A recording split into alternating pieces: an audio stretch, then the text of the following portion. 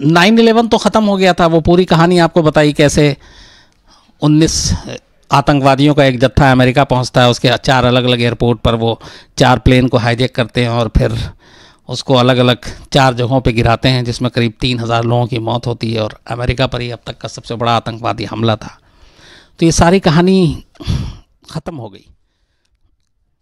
अब आगे की कहानी शुरू होती है कि पूरा अमेरिका इस हमले को लेकर एक तरह से एकदम बौखला गया था और अमेरिका को यकीन ही नहीं हो रहा था कि कभी उसकी धरती पर ऐसी आतंकवादी हरकतें हो सकती हैं, इतने बड़े लेवल पे ऐसी प्लानिंग हो सकती है। तो उसके बाद फिर जांच हुई, तमाम चीज़ें हुई, बहुत सारे नए कानून बने आतंकवाद को लेकर। लेकिन जो सबसे अहम चीज़ थी वो ये थी कि इस हमले के फ़ौरन बाद ये पता चल गया था कि इसके पीछे कौन लोग हैं, और अलकायदा ने बाकायदा क्लेम भी किया। कुछ लोग पकड़े गए बाद में जो दबिश डाली, जिन्होंने सपोर्ट किया था 19 लोगों को अमेरिका में आने में, मदद, रहने में, लॉजिस्टिक सपोर्ट करने में। तो उन लोगों के ज़रिए धीरे धीरे तमाम लोगों के नाम सामने आ चुके थे। तो ये क्लियर हो गया था कि इस सबसे बड़े आतंकी हमले के पीछे ओसामा बिन लादेन का हाथ है और ओसामा बिन लादेन ही मास्टरमाइंड था। तो अब जाहिर सी बात है कि अमेरिका अब सीधे सीधे ओसामा बिन लादेन के पीछे पड़ता है और पूरी जो अमेरिका की सीक्रेट सर्विस है, CIA और जो सुरक्षा एजेंसी है, वो तमाम लोग अब लादेन की तलाश में जुट जाते हैं 2001 से। लेकिन लादेन जो है वो अपना ठिकाना बदलता रहता है और लादेन तक पहुंचना इसलिए मुश्किल था क्योंकि लादेन न फ़ोन यूज़ करता था, न नेट यूज़ करता था, और उसके जो काम करने का तरीका था वो संदेश वाहक के ज़रिए, अगर उसे किसी तक संदेश पहुंचाना है, किसी से मिलना है, कोई आतंकवादी गतिविधि या जो इस तरह की चीज़ें उसको अंजाम देना है, तो उसके लिए वो टेक्नोलॉजी पे कभी भी बिलीव नहीं करता था क्योंकि उसे मालूम था कि इसके ज़रिए वो पकड़ा जाएगा। फ़ोन से या नेट के थ्रू आपके लोकेशन को पता किया जा सकता है और ओसामा बिन लादेन को ये चीज़ अच्छी तरीके से मालूम था क्योंकि उसकी अपनी इस आतंकवादी संगठन में बहुत सारे इंजीनियर, टेक्नीशियन वो भी थे और वो पल पल की ये सारी चीज़ें, इंटेलिजेंस की हो या सैटेलाइट्स की हो, वो उसे बताते रहते थे।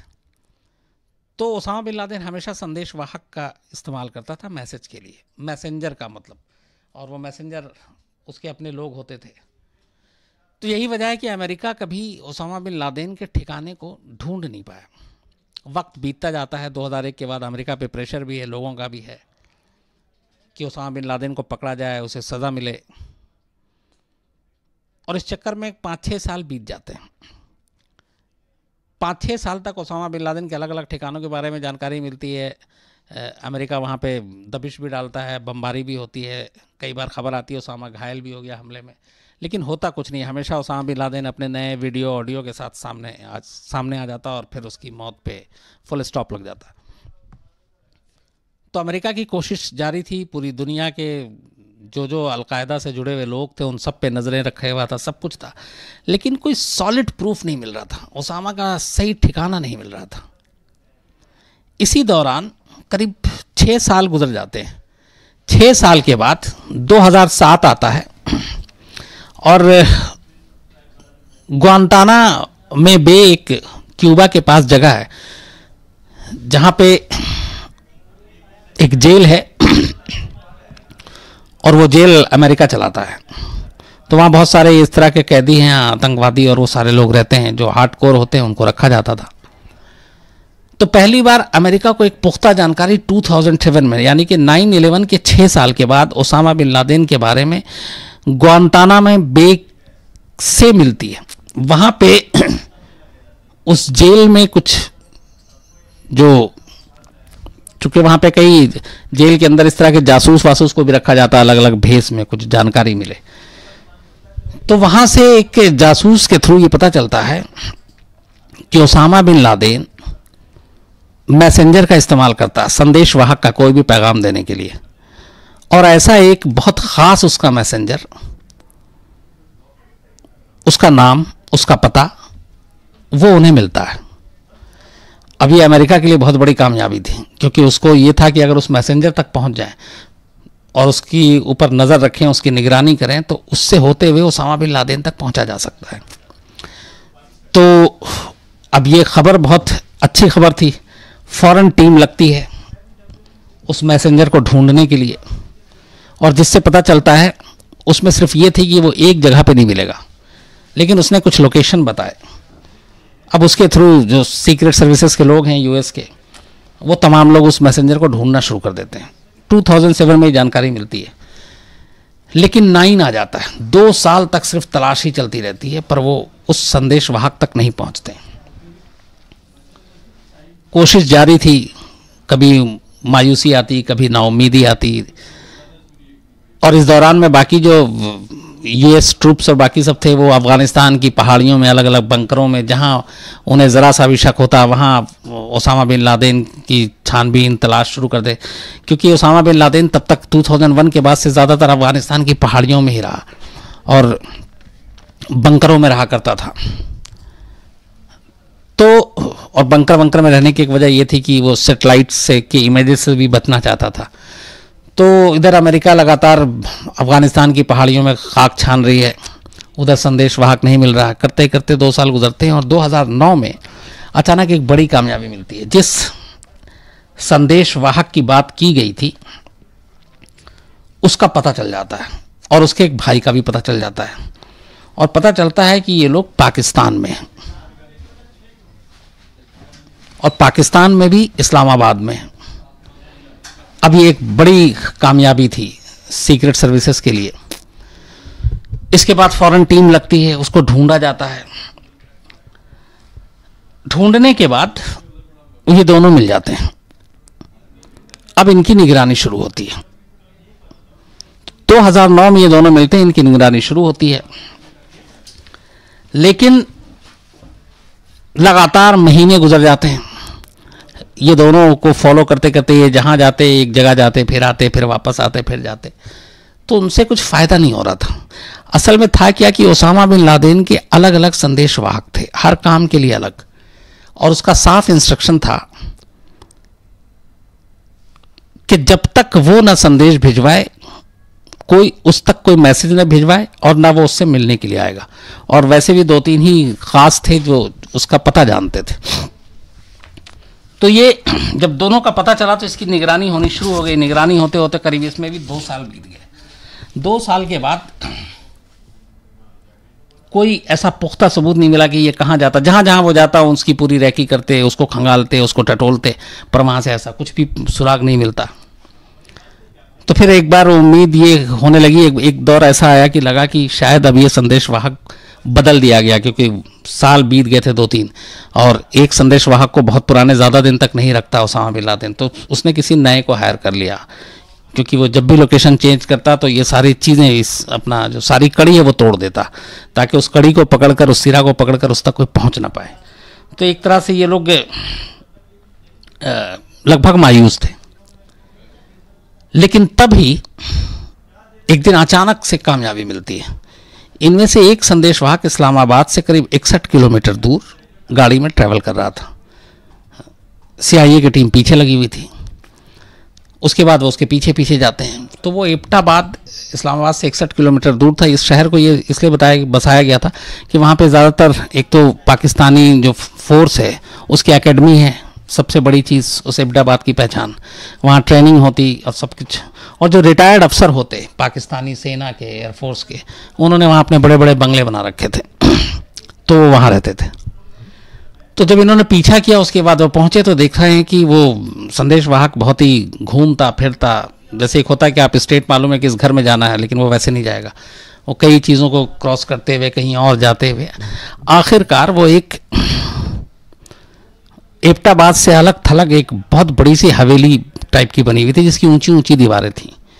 तो वो वहाँ पहुँचता है और उसके बाद वो जो घर की दीवारें थी वो करीब 17-18 फीट ऊंची थी, 7-8 फीट चौड़ी और मोटी थी। और एबटाबाद में ऐसा कोई दूसरा घर नहीं था, ऐसी कोई हवेली नहीं थी जिसकी दीवारें इतनी ऊंची हों और जिसकी दीवारें इतनी मोटी हों। ये जनरली वो लोग बनाते हैं जो जैसे बॉम्ब प्रूफ टाइप की, अगर कोई हमला हो तो वो दीवारें उसको झेल लें। मैंने इराक में ऐसी, बगदाद में ख़ासतौर पर ऐसी दीवारें देखी हैं। वहाँ हर जो रेजिडेंशियल इलाका है सिक्योरिटी जोन के बाहर, वहाँ ज़्यादातर दीवारें ऐसी होती हैं, लंबी लंबी और बहुत मोटी, जो कि बॉम्ब को भी झेल सकती हैं। तो मुझे एहसास है कि वो फिर वो दीवार कैसी होगी। तो जब ये वहाँ पे गया, उसके बाद इन लोगों ने रैकी की देखा और ये बाहर वेट कर रहे हैं उसका, चले गए। फिर उन्होंने उस हवेली के बारे में पता करना शुरू किया तो पता चला कि 2005 में इस हवेली को बनवाया गया था। यहाँ पर ख़ास ऑर्डर देकर करीब 4 करोड़ पाकिस्तानी रुपए खर्च हुए थे इस पर उन्हें अभी ये था कि इसमें पता नहीं कौन है, क्योंकि एक तो पाकिस्तानी फोर्स की एकेडमी वहाँ पे, और एबटाबाद जैसे इस्लामाबाद से 60 किलोमीटर दूर, क्या ओसामा बिन लादेन इतना बड़ा रिस्क लेकर यहाँ पे रह सकता है? और सबसे बड़ा सवाल ये था कि क्या पाकिस्तान को इसकी जानकारी नहीं, पाकिस्तानी फोर्स को जानकारी नहीं, पाकिस्तानी सेना को जानकारी नहीं, क्योंकि वो उनके गढ़ में दुनिया का मोस्ट वांटेड आतंकवादी रह रहा है। तो ये भी था शक कि नहीं, ऐसा नहीं हो सकता, पाकिस्तान ऐसा नहीं कर सकता, और पाकिस्तान की जानकारी में होता तो बताता। लेकिन ये भी फिर सवाल था कि ये कैसे मुमकिन है कि पाकिस्तान की बिना जानकारी में इतनी बड़ी एक हवेली खरीद के और ओसामा बिन लादेन जैसा आदमी उसके अंदर पिछले 2-3 साल से रह रहा हो। क्योंकि जब रेकी के बाद, जब ये CIA ने उस मुखबिर जो संदेश वाहक था, उसके बाद जब उन्होंने सारी चीज़ें पता की तो पता चला कि ये 3-4 साल पहले ही बनाई गई थी हवेली, और इसमें जो लोग रहते थे वो बहुत कम बाहर निकलते थे। नंबर 2, वहाँ पे बाहर से कोई सिक्योरिटी का कोई तामझाम नहीं था, कोई इंतज़ाम नहीं था। और इसके बाद जो सबसे बड़ी चीज़ जो जिसने CIA को ये यकीन दिलाया कि हो ना हो कि ये ओसामा बिन लादेन इस घर में रह सकता है, वो ये था कि पूरे एबटाबाद में, क्योंकि वहाँ पे ज़्यादातर अच्छे लोग रहते थे, बड़े बड़े रिटायर्ड अफसर, और ये वो इकलौता घर था जिसके अंदर कोई टेलीफोन नहीं था, लैंडलाइन, जिसके अंदर कोई मोबाइल नहीं था, जिसके अंदर कोई टीवी नहीं था। मतलब इलेक्ट्रॉनिक जो गैजेट्स की हम बात करते हैं उनमें से कोई भी चीज़ नहीं थी। ये चीज़ें थोड़ा सा शक पैदा करती हैं, क्योंकि ये सारी चीज़ें ओसामा बिन लादेन की तरफ इशारा कर रही थी, क्योंकि ओसामा बिन लादेन इन चीज़ों का बिल्कुल इस्तेमाल नहीं करता था। तो एक तो इस घर के लोगों का रहस्यमय तरीके से घर के अंदर रहना, मिलना जुलना लोगों से नहीं, बड़ी बड़ी ऊंची ऊंची दीवारें, मोटी दीवारें, और ये टीवी, फ़ोन आज के ज़माने में इन सारी चीज़ों का इस्तेमाल ना करना, ये सारी चीज़ें CIA के कान खड़े कर देती हैं। उसके बाद ये बात फिर आगे बढ़ाई जाती है। अब उसके बाद सैटेलाइट इमेजेस से कोशिश की जाती है कि इस घर की तस्वीरें लें।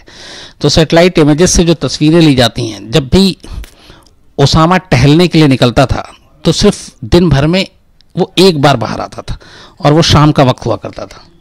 तो एक लंबा सा, सबसे ज़्यादा जो उस घर का, उस घर के करीब 6-7 लोगों के इमेजेस थे, जिसमें जो ओसामा बिन लादेन काफ़ी लंबा था, उसकी हाइट अच्छी खासी थी।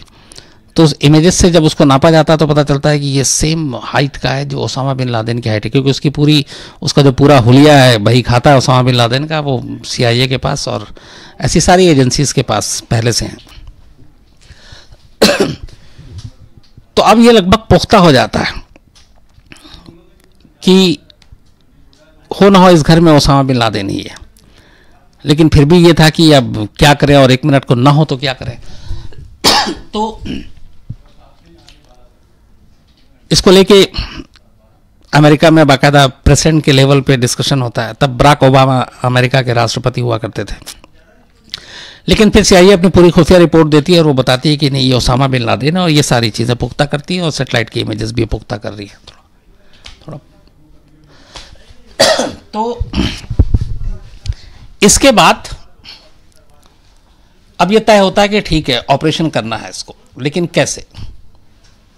तो पहली चीज़ तो ये पता की जाती है कि इसके बारे में पाकिस्तान को पता है कि नहीं। दूसरी चीज़ ये होती है कि अगर नहीं है तो पाकिस्तान को भरोसे में लिया जाए और सीधा सीधी बताया जाए, भैया इस घर में ओसामा बिन लादेन है, और हमारी और आपकी फोर्स इकट्ठे जाएगी और उस पर धावा बोलेगी, या तो अरेस्ट करेगी या मारेगी।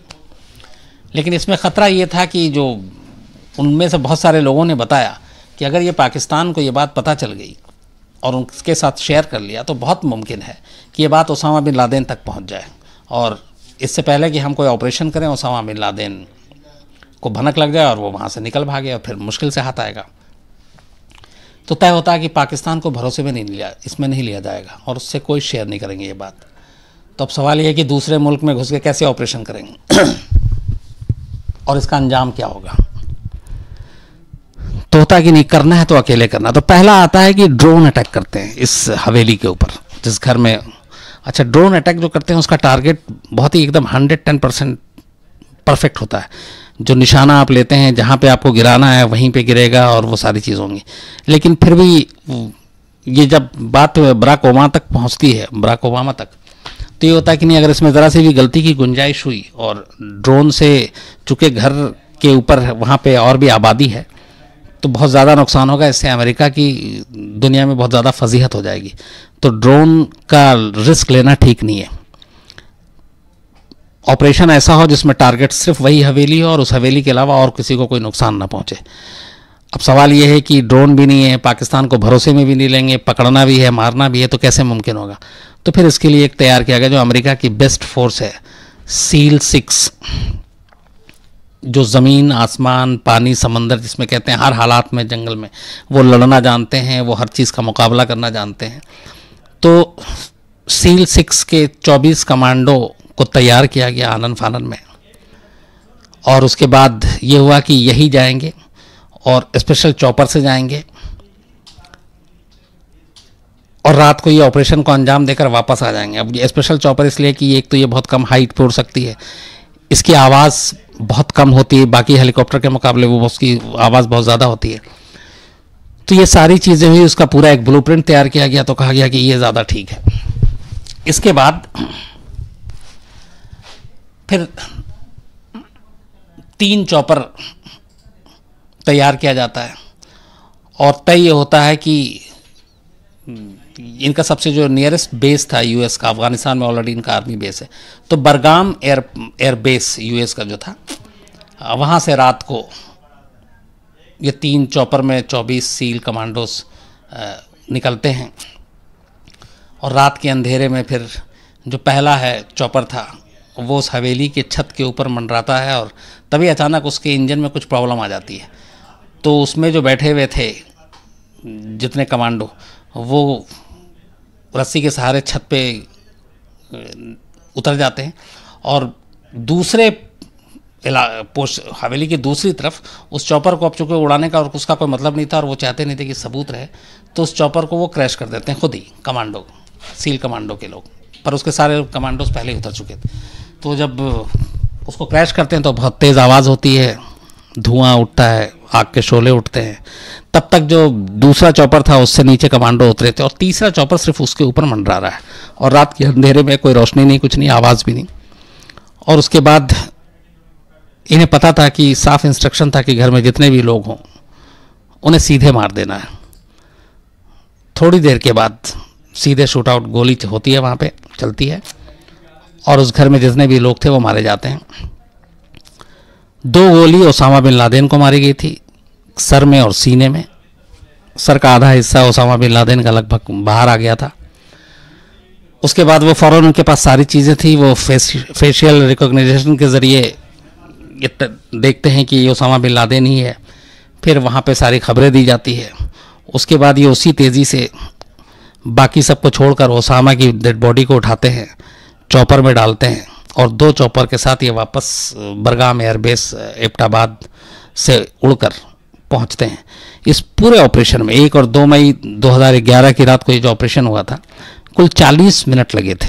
मतलब 40 मिनट उस एबटाबाद से बरगाम, मतलब बरगाम से एबटाबाद उनको आने में, मारने में, डेड बॉडी उठाने में और ले जाने में।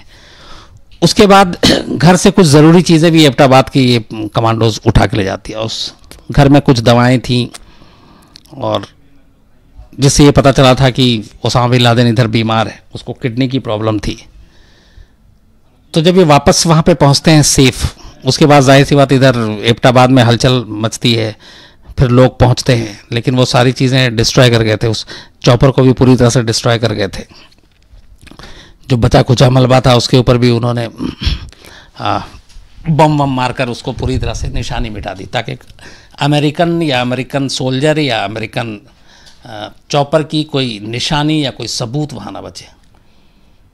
इसे आज भी कहते हैं वर्ल्ड का, मतलब वैसे तो बहुत सारे ऑपरेशन हैं, पर उन सारे बेस्ट ऑपरेशन में से एक इसको माना जाता है। खैर, इसके बाद जब बरगाम पहुंचते हैं तो उसके बाद अब वो तसल्ली से सारी चीज़ें देखते हैं, फिर उसके सैंपल भी लेते हैं डीएनए वेने के लिए, और जब वो कंफर्म हो जाता है कि हाँ ये ओसामा बिन लादेन ही है सब कुछ, फिर ये तय होता है कि इसका क्या करें। इसके बाद 2 चीज़ें यहाँ पे आती हैं। एक ये कि पाकिस्तान को कहा गया था कि आप इसकी बॉडी लेंगे, लेकिन उससे पहले सऊदी अरब को, क्योंकि उसामा बिन लादेन सऊदी अरब का नागरिक था, शहरी था, तो सऊदी अरब ने लेने से मना कर दिया, पाकिस्तान हाथ नहीं डालना चाह रहा था। और अमेरिका भी नहीं चाहता था कि उसामा बिन लादेन की किसी को बॉडी दें और कहीं कब्र बने और लोग उस पर कब्र को एक निशानी बना लें और जितने जिहादी और आतंकवादी हैं वो उस जगह की मतलब एक तरह से वो कर लें, उसको एक मान्यता दे दे। तो फिर अमेरिका ने कहा यह जाता है कि पूरी मुस्लिम रीति रिवाज के हिसाब से समंदर में बाकायदा एक ताबूत में वो उसामा बिन लादेन की बॉडी को रखने के बाद और इस्लामिक रीति रिवाज से समंदर में ले जाकर दफना दिया, मतलब एक गुमनाम जगह पे समंदर में ले जाकर उसने उसको दफना दिया। और वो जगह आज भी किसी को पता नहीं कहाँ, सिर्फ इसलिए ताकि किसी को पता ना हो कि उसामा बिन लादेन को कहाँ दफन किया गया था। तो इस पूरी कहानी में यह है कि 2001 में 9/11 हुआ, उसके बाद 10 साल तक अमेरिका उसामा बिन लादेन की खाक छानती रही और कैसे कैसे संदेश वाहक के ज़रिए वहाँ और यहाँ वहाँ पीछे, लेकिन वो मिला नहीं। आखिरी में मिला तो सिर्फ दोल, और जिससे बचने की कोशिश की थी उसामा बिन लादेन ने हमेशा कि कोई ऐसा मुखबिर ना हो, कोई ऐसा इलेक्ट्रॉनिक गैजेट नहीं हो, फ़ोन इस्तेमाल नहीं करना है, टीवी, ये सारी चीज़ें, इंटरनेट, ये सारी चीज़ें नहीं करनी है। लेकिन आखिरी में ये कि ये भी एक मजबूरी थी कि आप हर तरह से इंसानों से कट के नहीं रह सकते, कहीं ना कहीं आपको ज़रूरत पड़ेगी। और ये जो 2 मुखबिर थे जिसने अमेरिकन खुफिया एजेंसी को इस्लामाबाद से एबटाबाद तक पहुंचाया, वो उसके 2 संदेशवाहक थे, मुखबिर थे, जो आखिरी में उसामा बिन लादेन की मौत की वजह बनी। लेकिन इन तक पहुंचने में भी अमेरिका को 10 साल लगे और 10 साल की अथक मेहनत के बाद तब कहीं जाकर अमेरिका का बदला हुआ, 9/11 का जो बदला है वो पूरा हुआ और उसामा बिन लादेन की कहानी ख़त्म हुई। तो ये थी पूरी कहानी। इस पर फिल्में भी बनी हैं और अभी हाल में कुछ एक रिपोर्ट भी और भी आई है और बीच बीच में कुछ इसके बारे में रिपोर्ट आती रहती है। और दूसरी बात यह है कि जो इसमें सारे कमांडोज जिन्होंने हिस्सा लिया था SEAL 6 की टीम के, उनमें से ज़्यादातर को गोपनीय रखा गया, उनको उनके नाम और वो सारी चीज़ें सामने नहीं लाई गई, इसलिए कि उनकी जान को ख़तरा हो सकता है बदला लेने के लिए। तो ये सारी चीज़ें 2 पार्ट में, कल मैंने आपको बताया था 9/11 कैसे हुआ, 9/11 का आइडिया कहाँ से आया था उसामा बिन लादेन को, उसको इम्प्लीमेंट कैसे किया, उसकी ट्रेनिंग कैसे हुई और किस तरीके से हमले को अंजाम दिया गया, और 9/11 की ही वजह से फिर किस तरह से उसामा बिन लादेन अमेरिका के निशाने पर आया और अमेरिका ने आखिरकार उससे बदला लिया। तो पूरी कहानी आपको सुना चुका, अब आप मुझसे सवाल पूछ सकते हैं। और शुरुआत में जैसा मैंने कहा था कि बहुत सारे लोगों ने मुझे मेल करके कहा था, जिस तरीके से मैंने हैदराबाद का आपको जिक्र किया, बाकी लोगों का, तो इस पे बाकायदा मैंने वारदात पे भी कई शो बनाए थे और उसमें ये सारी कहानियाँ थी। तो लेकिन एक चीज़ ये इसमें मानना पड़ेगा कि जो इंटेलिजेंस होता है उसमें धैर्य की बड़ी ज़रूरत होती है। मतलब एक मुखबिर तक पहुंचने में आपको 2-2 साल लग जाते हैं और आपको पेशेंस रखना पड़ेगा, क्योंकि ये काम ही ऐसा है। और इसी ऑपरेशन के बाद हमेशा ये सवाल उठता है जो हम लोग भी उठाते हैं, आप लोगों ने भी कई बार पूछा है कि क्या इसी तरह का ऑपरेशन करके, जिस तरह अमेरिका ने एबटाबाद में किया, हम लोग कराची में नहीं कर सकते। कराची का मतलब आप समझ गया, कराची में एक ही है अपना मोस्ट वांटेड दाऊद इब्राहिम। तो कहते हैं कि 1-2 बार ये कोशिश की कराची में, फोर्स के ज़रिए नहीं, इस तरह नहीं जैसे उनके कमांडो थे, हमारे कमांडो चले गए, पर कुछ लोगों के ज़रिए, जैसे पाकिस्तान के ही कुछ लोगों को हायर करके, अपने कुछ लोगों को यहाँ से भेज करके अनऑफिशियली ऑफ द रिकॉर्ड, लेकिन वो मिशन कामयाब नहीं हुआ। और मुझे किसी ने ये कहा था कि ऐसी कोशिशें लगातार जारी रहती हैं। मतलब अभी हम लोग बात कर रहे हैं, शायद इस वक्त भी कोई ऐसी मिशन, ऐसी प्लानिंग, ऐसी चीज़ें हो रही हों, तो ये होती रहती है हर मुल्क के बीच में। सर, इंडियन पुलिस क्राइम तक सब्सक्राइबर हैं, सब वो बोल रहे हैं क्या उसामा बिन लादेन की मौत के बाद अल-कायदा का अंत हो गया है? इंडियन पुलिस क्राइम तक, नमस्ते। आपका सवाल है कि क्या उसामा बिन लादेन की मौत के बाद अल-कायदा का ख़ात्मा हो गया। उसामा की मौत के बाद अल जवाहिरी को बनाया गया था नंबर 2, लेकिन फिर अल जवाहिरी की भी मौत की खबर आ गई। अब इस वक्त अगर मैं अल-कायदा की बात करूं तो अल-कायदा में कोई ऐसी लीडरशिप है नहीं, और हालांकि इसी का एक पार्ट था अबू बकर अल-बगदादी भी, वो अल-कायदा से ही निकला और इराक़ में अल-कायदा का वो सरगना हुआ करता था। लेकिन ओसामा की मौत ने एक तरह से अलकायदा को पूरी तरह से ख़त्म ही कर दिया। अब उसके बाद उस तरीके की प्लानिंग या पैसे, क्योंकि ओसामा के पास पैसे ही बहुत थे, वो चीज़ बची नहीं। और जिस तरीके से वो पहले अलकायदा की सारी जो चीज़ें होती थी उस पर भी रोक लगी, तो अब मैं ये कह सकता हूँ कि अलकायदा नाम की चीज़ लगभग ख़त्म हो गई है। हालांकि उसके फॉलोअर्स अब भी हैं, लेकिन उस लेवल पे नहीं है जैसे ओसामा बिन लादेन के ज़िंदा रहते हुए हुआ करते थे। सर, कार्तिक मतवाल हैं, वो बोल रहे हैं कि बहुत सारे पाकिस्तानियों ने इस बात पर डिनाई किया था कि ओसामा को वहाँ पर अब्ताबाद में मारा गया है, क्योंकि उन लोगों ने ये तर्क दिया था कि जब सद्दाम को फांसी लगी थी तो एक वीडियो आई थी जिससे सबको यकीन हो गया था। तो ओसामा के टाइम पे जो वीडियो बनाई गई थी वो क्यों वायरल नहीं करी गई? कौन है ये? सर, ये है कार्तिक मतवाल। कार्तिक मतवाल जी, इनका सवाल ये है कि पाकिस्तानियों ने हमेशा इनकार किया कि एबटाबाद में ऐसा कोई ऑपरेशन नहीं हुआ, ओसामा को नहीं मारा गया। जैसे सद्दाम हुसैन को फांसी दी गई तो वीडियो आया था फांसी का,